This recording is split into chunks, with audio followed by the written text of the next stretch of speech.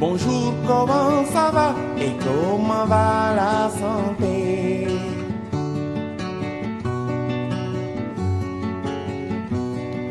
Bonjour, comment ça va et comment va la santé?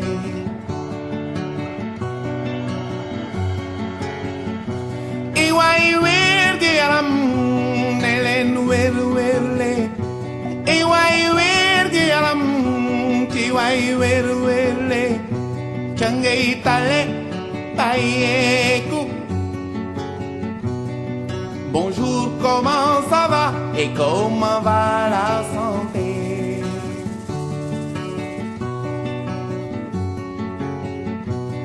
Suma tante ji nekk kaw ga, tante ji nekk kaw ga, tétanos daaneel ko,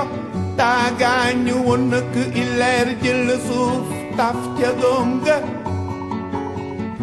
Mieux vaut prévenir qu'essayer de guérir. Man maay docteur Dieng may wax docteur Serigne Dame Dieng man maay dentiste wu centre de santé bi kooki fii buñ ma fi indee yàggul donc ministère moo ma fi yónni depuis début mars bi passé. Alors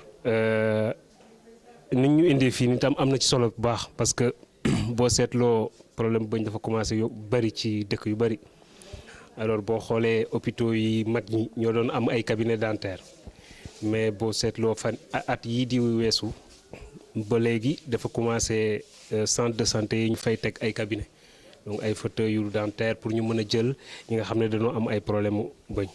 Donc ci loolu lañ ma fi indee boo xoolee sunu cabinet bi am nañ bi benn fauteuil bu am solo bi nga xam ne moom yàlla def na ne baax na. to qualité bu baax la aussi bokkul ak fauteuil chinois yooyu bi fauteuil original la voilà donc fauteuil dentaire nag dafa nekk fi nga xam ne foofu la ñuy teg malade yi pour mën leen a faj day soxla ay manipulation mu mën di bouger parce que xam nga gémmiñ moom dafa xaw a xat to ci suuf ak ci kaw yëpp foog dentiste bi mën a egsi ci fu mu bëgg a egsi ci foofu pour mën a faj loolooy tax ne donc fauteuil bi day manipuler wu bu ma bëggee utiliser sama chaise bi ma ci toogee nii war naa mën a faj malade bi fi toog donc souvent ci manipulation yi ñuy am fii donc nga wàcce ko nii boo ko plus ngay wàccee day gën a tax nga mën a egsi ci surtout ci kaw. mën ngaa ko bàyyi nii nga def nii day gën a mën a tax nga tiim malade bi surtout ci bëñ yi nekk ci suuf bu la neexee itam boo sonee ci toog bi mën nga kaa aj ci kaw donc nga xam ne da ngay taxaw di faj donc fauteuil bi am na manipulation yooyu yëpp quoi bon am na matériel bi nga xam ne itam moom la ñuy génnee bëñ moom la ñuy fajee bëñ souvent malade yu bari bu ñu ñëwee fi dañuy naan ana wekkikatu bëñ bi. damay bañ loolu man du ma wekki katu bëñ parce que en réalité ñun wekkiwuñu bëñ dañuy faj donc li ci ëpp lu may wax lu ma doon wax benn démb rek benn malade mooy man wekku bëñ moo gën a yomb ci lu ñuy def mais moom laa gën a bañ ndax wekki bëñ moom dañuy dindi benn organe ci nit ki or boo dindee organe ci nit ki donc place bi organe boobu yoroon donc boobu manqué na boo ko poosewul rek nga indi coow. Sunu yaay dañ doon naan à l'époque damaa génn sama bëñ bi nekk ci wet bi daf ko wal ba daanuwaat na non walu ko génn bëñ moom du walaate c'est que tout simplement li tubaab di naan la nature a horreur du vide boo génnee bëñ donc ñaar ñi ko sëq dañuy bëgg a tëj espace boobu donc dañuy incliné wu donc bu ñu incliné woo rek yëngatu bu ñu yëngatoo rek daanu nga naan wal na ko donc loolu la donc am nañ matériel yëpp pour mën a faj maladie yi lii bon souvent pour ndox la ak air et cetera donc voilà yeneen matériel yi nga xam ne dinañ ko soxla ñu ngi koy denc fale yeneen yi ñu ngi ko dugal ci pour stérilisation donc voilà fauteuil baa ngi nii après aussi itam yi signalétique la mooy bon lampe bi la quoi moom mooy tax nga mën a gis mu leer ci biir gémmiñ bi voilà fauteuil baa ngi nii aussi pour ndox mooy tax nga mën a am ndox parce qu'en fait malade bi day soxla souvent boo koy faj muy galaxku donc booy intervenir ci gémmiñ dina am ci biir ay yenn affaires yi fay génn donc foog muy galantiku donc mooy tax donc muy ñuy am ndox mi et ci biir souvent ci biir gobelet bi ak ndox mi day am benn médicament bu ñu ciy def médicament boobu day rey ay microbe donc boo gisee nu mu veere nii donc voilà médicament bee tax mu veer noonu quoi voilà. nuyu waa Koki yëpp itam ñi nga xam ne ñoom ñoo bokk ci district bi yëpp nuyu leen bu baax a baax parce que li ci nekkoon yoon mooy bu ma ko mënoon kër gu nekk ma dugg fa ne leen wala man maay seen dentiste bu bees bi comme que loolu mënuñ ko dina métti donc ñu jaarale ko ci seeni médium bi rek nuyu leen ne leen maa ngi nii pour fii pour yéen ñëpp bu ñu am problème yi. alors li problème bëñ li ma ko doon waxee léegi mooy bu ñu seetloo études yu bari dañu wone ne ci jamono yi ci dëkk yi nekk Afrique seeni problème mu feebaru bëñ ak gémmiñ dafa yokku bu yàggoon yooyu amul woon yooyu ci tubaab yi lañ ko xamee woon li koy expliquer yu bari la mooy que bu ñu seetloo ñun ci Afrique surtout fii Sénégal sunum lekkin ak sunum nekkin dafa soppeeku moo tax yokku problème mu bëñ yooyu ak problème gémmiñ dafa ànd ak yokkum problème mu lu ñu naan maladie chronique mooy ay problème mu tension problème cardiovasculaire ak problème diabète parce que lekkin bi la ak nekkin bi loolu nag ci fii Afrique surtout fii Sénégal fale lañ ko gënoon di gis ci grande ville yi mais léegi dafa wàll léegi ci dëkk yi nga xam ne mooy ay petite ville yi wala ay dëkk yi nga xam ne dëkku àll yi la parce que tout simplement itam foofu lekkin bi ak nekkin bi soppeeku na bu baax a baax ñun dañuy lekk suukar dañuy lekk ñam yi nga xam ne industrie moo ko defar to problème bëñ yëpp loolu la li ci ëpp ci problème bëñ mooy kari après am na yeneen feebar yi mais ñu wax ci kari rek kari mooy surtout boo ko buggee simple rek mooy bëñ bu bën bi di dem bu yàq bëñ bi li koy indi mooy sunu gémmiñ dafa am ay microbe mooy ay doomu jàngoro bokk na ci li ëpp doomu jàngoro ci yaram mais ci doomu jàngoro yooyu dafa am yu ci baax ak yu ci bon alors doomu jàngoro yooyu lu ñuy dundee mooy suukar bu ñu nee suukar rek du suukar bu weex boobu mooy ceeb am na suukar bu fekkee boo ko bëggee wax ci affaire scientifique mooy li ñuy naan les oses ceeb am na suukar pâtes yu ñuy lekk dafa am suukar ay vermicelles tout ça dafa am suukar donc suukar la ñuy dundee alors donc boo lekkee suukar nga bañ ko nettoyer donc ñoom dañ koy utiliser di dund pour mën na multiplier wu maintenant buñ koy utiliser noonu pour bu mën nañ naan pour togg seeni lekk dañuy produire acide boobu nag mooy yàq bëñ loolooy bën suñuy bëñ ba mu nekk carie dentaire donc looloo tax brosse nettoyer suñu gémmiñ am na solo bu baax a baax nettoyer ko itam ci dañuy recommandation yi mooy bu mënee nekk ñetti yoon par bés bu mënul nekk ñaari yoon ci bés bi ci suba ak ci ngoon gi bi ci ëpp solo mooy bu ci ngoon gi nekkul bu ci ngoon bi nga xam ne dangay brosse ba pare nga demaat toog ca saal ba di seetaan télé ba mu yàgg nga lekkaat dem tëddi déedéet loolu kon brosse bi amatul njëriñ bu ci brosse bu am njëriñ ci ngoon mooy mu wóor na ne doo lekkati ci ngoon gi nga dem brosse nga dem tëddi li tax mu am solo mooy bu ñu tëddee ci guddi duñu am ay putit yu bëri noonu lañ ko olof di wax xawma salive voilà donc duñ saliver lu bëri or salive dafa am njëriñ parce que day nettoyer suñu gémmiñ et donc comme que duñu saliver yu guddi donc salive bi du nettoyer suñu gémmiñ taflit bi du nettoyer suñu gémmiñ donc taflit boobu nag lu tax du nettoyer suñu gémmiñ parce que duñ ko produire lu bëri ci guddi gi et donc buñ ko produire bu nettoyer suñu gémmiñ yi lekk bu fa des donc day produire acide donc yàq gémmiñ bi looloo tax ñu naan brosse ci ngoon gi moo am solo ci koor gi baax na ci aussi booy demee booy tëddi nga brosse bu baax boo xëdee ba pare nga brosse bu baax avant ngay dem liggéey yi wala ngay defi leneen heure boo lekkee ba pare rek bu mënee nekk nga borosu maintenant bu mënul nekk ñaari yooyu moo gën a baax.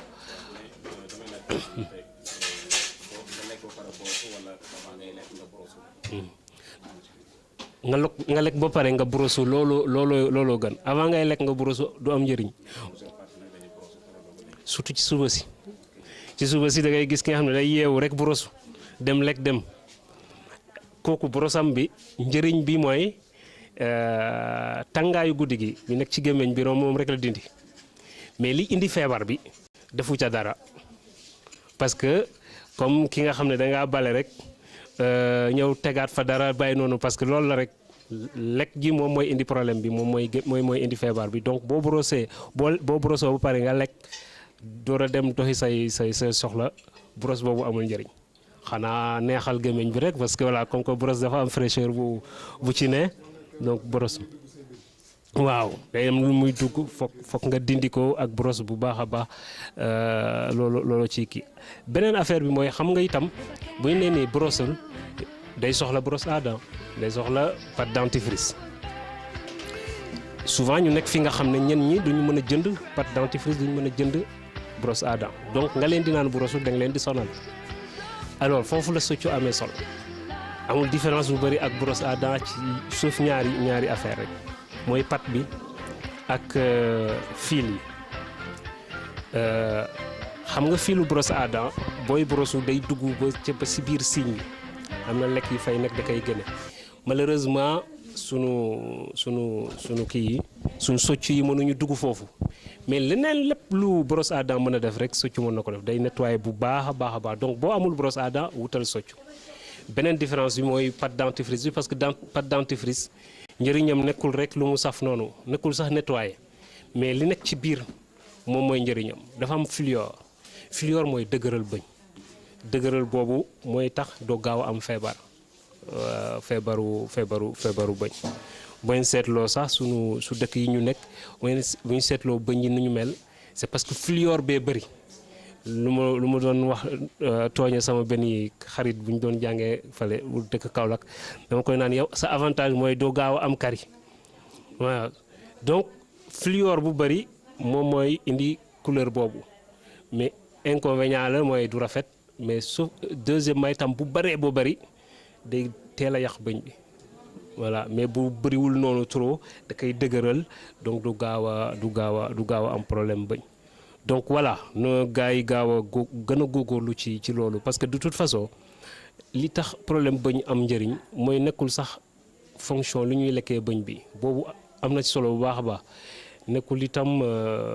métit bi métit bi itam loolu am na ci solo bu baax a baax am na rôle social itam parce que bu ñu amatul bëñ donc suñu kanam gi day déformé wu complètement mais ci léegi ak ni feebar yi bëree feebaru bëñ dafa am directement influence ak ñi nga xam ne dañoo am problème xol ñi nga xam ne am problème cardiovasculaire bu ñu amee ay kari yu bëri facilement seen problème yooyu dañuy yokku donc looloo tax loolu jar na sóoraale moo tax souvent sax boo amee problème mu cardiovasculaire boo demee ci cardiologue bi da lay naan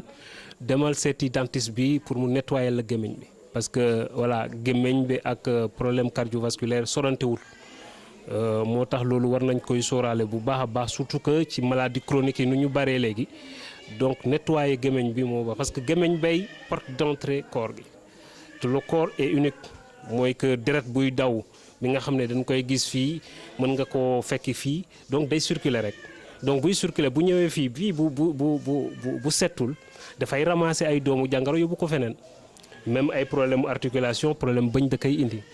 sauf souvent boo xoolee club yu bëri yi nga xam ne dañuy def sport business dañuy am cardiaque dañuy am dentiste bu xarañ nga xam ne day xool toujours gémmiñ bi pour mu bañ leen indil problème articulation donc loolu yëpp problème bëñ da koy indi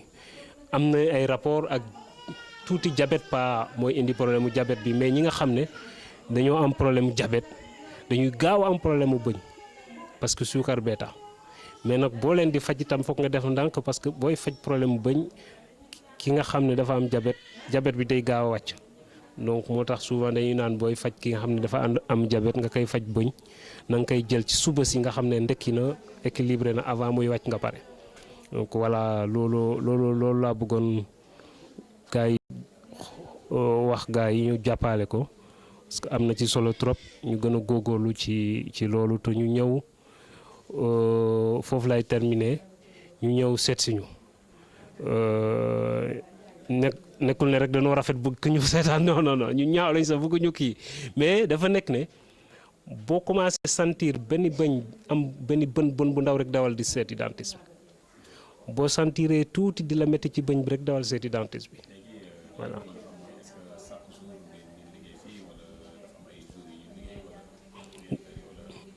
waaw fii chaque jour ba mu des week-end bi donc dimanche samedi ak dimanche rek lañ dul liggéey quoi mais chaque jour ñu ngi fi donc à partir de 8 heures rek ñu ngi fi ba malade yi jeex voilà. merci waay jaa ngeen jëf li ngeen di def itam rafet na parce que soxla nañ ko nan Koki Vision voilà ñu ngi gërëm Koki Vision ñoo bokk liggéey bi gis nga dëkk ku nekk fi nga nekk fi ngay jàpp moo ci ngay jàppale dëkk bi pour mu développer ñun dañu fee yónni mën nañ naan dëkkuñ fi mais foo nekk di fa dund dafa gañ a xaalis fa nga dëkk donc fii lañ mën a jàppalee Koki yéen ci li ngeen mën mooy ci si ngeen métier ngeen ñu mën a jàppalee Koki ñu booloo man dama soxla nit ñi xam fii ne mën nañu faj ay bëñ mën nañu faj problème mu gémmiñ nit ñi xam ko yéen da ngeen a soxla itam nit ñi di jaar ci seen kii bi donc fu ngeen mënee jàllale loolu rek waa Koki yëpp amal nañ leen jukkal ñu ngi leen di nuyu bu baax a baax di leen gërëm di ñaan yàlla na yàlla def seen médium bi am doole bu nekk benn médium international jërë ngeen jëf. présenté waaye yàqu si dara la Papa Ndouti Wade président comité de santé du centre de santé de Koki donc di nuyu kenn ku ne ci turam ak santam ci turu équipe bi nga xam ni yàlla dogal na ma jiite ko muy centre de santé bi donc di leen nuyu bu baax a baax donc di am contentement boo xam ne aussi am na fu mu commencé waaye amul fu mu yem ndax dafa bokk ci li nga xam ne moom la ñu population bi sasoon mooy fexe ba nit ñi bu ñu bëggee faju ci faju bu yomb yàlla dogal ñu constaté ni depuis at yu weesu yëpp seetlu nañ ni maladie bucco-dentaire mooy li jëm ci wàllu bëñ dafa bari lool population bi fu ne la ñuy jóge di génn romb Koki di dem ba Louga ak yooyu di fa faju ci consultation gratuite yi nga xam ne aussi jaar nañ fi professeur yi doon ñëw gën a constat yi ñu def mooy gis nañ ni feebaru bëñ wala jafe-jafe bëñ bari na lool ci Koki loolu aussi yàlla dogal ñu aussi ñoom ay partenaires ci mel ni le coordonnateur Sélé Maysa Ndiaye ak ay partenaires am ñu taxaw ci bu dégg bëccëg di ci dox ba indi ñu benn fauteuil dentaire boo xam ni war na fay def lu toll ci at bi ñu ko amee ñu amoon aussi jafe-jafe am un technicien boo xam ni mën na ko doxal le gouvernement du Sénégal aussi ñu ci remercier le président de la République son excellence Macky Sall di remercier le ministère de la santé ñu envoyé ñu un chirurgien bi nga xam ne aussi dentiste moo war a liggéey ci wàllu bëñ bi xam naa ci film bi moom wax na ci loo xam ni ci côté technicité bi wax na ci lu am solo ndax bu ngeen ko dégloo di ngeen ci jëlee njëriñ bu baax a baax comme ni ñu ko waxee affecté nañu ko depuis le mois de mars mais mu ngi jël fonction au mois de mai donc dafa jaadu aussi li population bi am moom bu ñu koy liggéey pour ñoom ñu xam lan moo ko tax a jóg ak nan lay demee moo tax ñu bari yëg nañ ko mais dafa baax jaadu aussi ñu gën koo yaatal ba ñëpp yëg ko ndax ñu nit askan moo ñu fi tax a toog ñu leen koy jàllale. ci commune boo nee district centre de santé commune district bi jël ko bu ñëwee district pratiquement dafa jël arrondissement Koki bi yëpp kon ñëpp aussi war nañu mën a bénéficier wu ci soins yi nga xam ne ñoo ngi koy def au niveau du centre de santé. chirurgien dentiste bi nag comme ni ma ko wax sànq ñëw na commencé na di def ay liggéeyam depuis mois de mai mais centre de santé aussi appuyé na ko comme ni ma ko wax sànq Sélé moo fi indi fauteuil bi mais aussi le centre de santé aussi ñoom it laa mën a ci poosam mu néew mu bari ay intrant jënd ay intrant pour mën a accompagner liggéey bi mu dox bu baax a baax li ma wax sànq rek mooy technicité bi moom docteur dugg na ci ñu li ñuy wax daal de lancer un appel à toute la population de Koki de la commune voire même de l'arrondissement képp nga xam ne am nga jafe-jafe bëñ bu ñëwee Koki incha allah dana saafaraw ci yàlla àndee. loolu aussi am na ci activité yoo xam ne yu ci bari moom la ñuy def fii mooy surtout consultation ndax aussi comme yeneen maladies yi ni mu demee yëpp ñoo ci am boo ñëwee centre de santé di consulter wu ticket consultation bi 1000 francs ngay daal di joxe ñu mën la consulter. su ko defee bu ñu la consulter nag ci la ñuy xam yow lan mooy sa jafe-jafe ci wàllu bëñ su fekkee dafa jar ñu dindi ko dinañ ko dindi su fekkee dafa jar aussi ñu koy plomber ñu plomber ko su ko jaree aussi yoo xam ne traitement la di suivre ñu mën ko suivre traitement bi. wax naa sax ne consultation moom boo ñëwee di seet sa bëñ rek da ngay daal di joxe 1000 francs ñu daggal la ticket consultation nga dem ñu xoolal mooy sa jafe-jafe. su fekkee dañuy bëñ boo xam ne dañ ko war a dindi mu féete ci kanam mu bëñ yi nga xam ne aussi ñoo gën a yomb a dindi kooku 2000 francs ngay joxe ñu dindi la bëñ boobu. su fekkee dafa nekk ci dans la sagesse yi mooy bëñ yi nga xam ne aussi ñoo féete ginnaaw boobu aussi dafa xaw a compliqué te liggéey bi dafa xaw a metti boobu 3000 francs lañ koy dindee. su fekkee ne dafa am traitement boo xam ni da nga koy suivre nga xam ne dana mën a dem ci 3 à 4 rendez-vous ñu lay suivre du début à la fin di ko topp di la faj ba mu wér boobu ticket bi 7000 francs ngay dagg mais 7000 yooyu moom la ñu wax sànq rek ci lañ la dindile di ko topp ba yàlla defal la jàmm. donc pour le moment ñetti activités yooyu nga xam ni di gën a sonal askan wi ci la bokk yooyu vraiment ñoo ngi koy def fii ci centre de santé bu Koki. comme ni ñu ko waxee li ñu taxoon ñu yëngatu ànd ak partenaires yi di ko dox ba am ko loolu aussi pour wàññi jafe-jafe askan wi ndax dañu seetlu ñu baree bari dañ fi daan jóge di dem ba Louga ñi di dem ba Dakar ñi di ko defi kon tey bu ñu ko indee ba mu jege leen vraiment loolu aussi wàññi na liggéey bu baax a baax. vraiment dañuy lancer appel à toute la population ku ko dégg nga jàllale ko sa moroom ñoo xam ni li ñu tax a jóg de centre de santé bi daal mooy faju yomb population bi ci seen poste ak aussi ci wàllu jot gi nga xam ne moom la ñuy def. donc di remercier le médecin chef du district bi nga xam ne aussi moom it jàpp na ci bay na ci waaram ak bu ñu amee fauteuil moom it topp na ci dox na ci wax na ci bind na ministère fu ne bind na ci bañ mën a am dentiste bi ak liggéey bi mën a commencé. comme ni ma ko waxoon ci njëlbeen bi aussi di remercier aussi Selmay Sa Ndiaye bi nga xam ne aussi mooy coordonnateur APR ci Koki ma di ko remercier bu baax a baax gis nañ taxawaayam gis nañ aussi c'est un partenaire privilégié du centre de santé lépp li nga xam ni ñoo ngi koy liggéey ñu jëm ci wàllu wér-gu-yaram da koy def vraiment da ciy def kéem lay kattanam pour loolu mën a sotti. vraiment ñu ngi remercier waa Koki yëpp di remercier personnel sanitaire bi fi nekk muy personnel qualifié ak personnel communautaire bi nga xam ne aussi ñoom ñu ngi liggéey fii ci centre de santé bi di ñaan aussi population Koki ak fu mën a doon ki nga xam ne aussi am na moyen pour jàppale centre de santé bi ñu xam ne centre de santé bi seen centre de santé la ñu ngi tàllal loxo ñëpp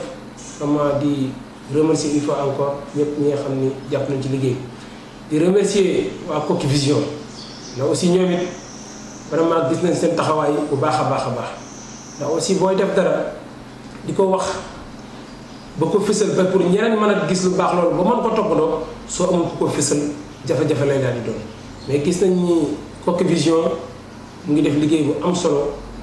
ci wàllu développement bi yëpp rawatina ci wàllu santé amul benn activité bu ñuy jëm ci wàllu wér-gu-yaram di ko yaatal di ci waxtaan di ay sensibilisation information communication te doo gis waa Koki Vision taxaw ñoom aussi ñu ngi leen di remercier bu baax leen defal mention spéciale di ñaan yàlla jàppale leen li nga xam aussi ñoom moom lañ bébét yàlla defal leen ko vraiment ñu ngi gërëm ñëpp di gërëm le médecin chirurgien monsieur Dieng ci waxtaanam bi ci disponibilité bi comme ni ñu ko waxee dentiste bi